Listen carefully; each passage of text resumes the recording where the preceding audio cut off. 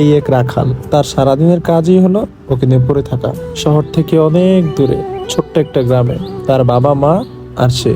আর এই গোয়াল নাকি তার সব কথা বুঝে, আর তারও কথা নাকি গোয়াল সব বুঝে। তবে তাদের একটা সমস্যা, তাদের ঘর ভাঙা, বৃষ্টি আসলে চালের ফুটো দিয়ে পানি পড়ে।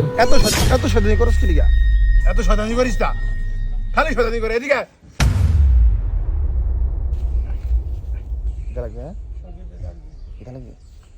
এই সদীপ খাওয়ালে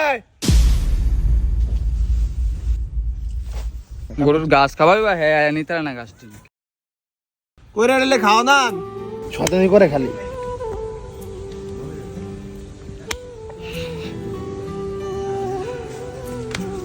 তোর এবার ঈদে বেচালাম, বেচা গরো টিনে সার লাগাম, সারলে দিয়ে পানি পারে বুঝোস।